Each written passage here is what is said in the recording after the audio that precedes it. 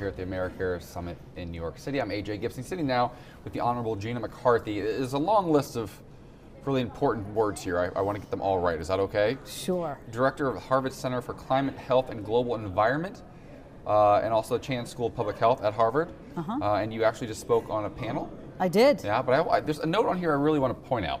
Gina was the EPA administrator under President Obama.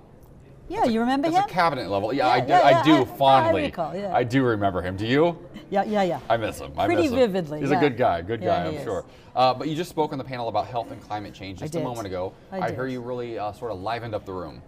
What did you do? I missed it. I'm out here the whole time. I don't get to see it. I tried. You know, I do speeches a lot now because I think everybody expects that because I worked for 8 years for the president and did a lot of the climate work, that I'm going to be really depressed about what's happening in D.C. And I have to say to you, I'm not depressed. I am a little ticked off, but I'm not depressed.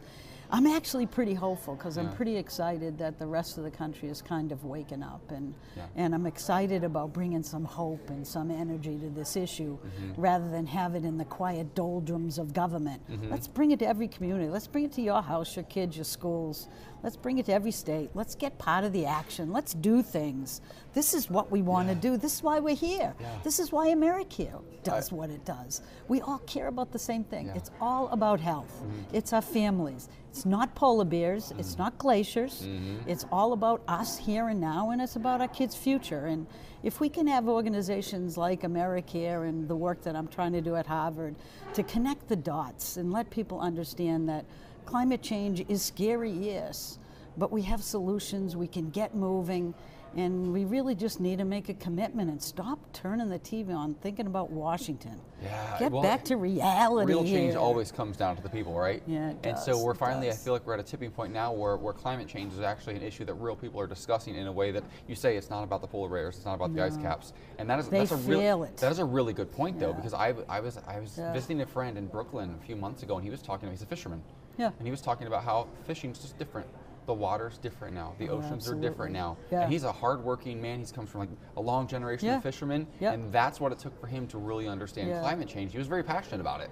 He wasn't talking about polar bears and ice caps. He was talking about his job and his ability to provide for his family. Well, what we're seeing is that a lot of people understand that the climate is changing. What we have to do is have them realize that it's not, they shouldn't be complacent about it or think that it's government's job to fix it.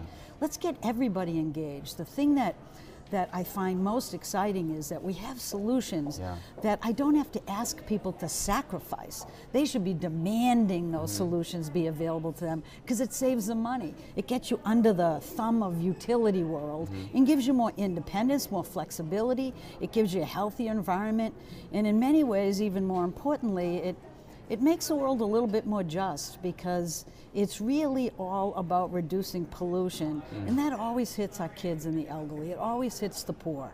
And they just don't have the resilience to be able to bounce back like the rest of us. And we just need to get together and recognize and remember our values in this country and act on them. Speaking of resilience, it is the theme of the day. It is. I slipped that right in. Yeah, no, that was good. I heard bounce back too. That was smooth. What does resilience mean to you? Well, a couple of things. I think it means that we need to have, a country that we can all live in, and we need to be prepared for the future. And part of it is not just recognizing that we're going to have more exacerbated health challenges, but it's about building that into the system today so we can protect ourselves, so we can see what the future is, and resilient enough to recognize that we have the ability ourselves to embrace this and make a difference. I want this country to be back in action again. I want people to see America for what we always have seen it, at least my whole life. Not the place where we gave up on an issue, not a place where we denied science, but a place where we embraced our challenges and we beat them. And don't tell me we can't beat carbon pollution. One more thing we have to do this coming Earth Day, which is the 50th, is to get together and start walking the streets like young people. Let's not let the young people grab the stage. Man, we want it back again. You guys notice how Gina didn't miss a beat? The lights went out, didn't miss a beat. There's something jingling behind us, didn't miss a beat. I want a cup of whatever you have over there. I'm used to being distracted by Congress a lot, so don't worry about it. I love it. Hey.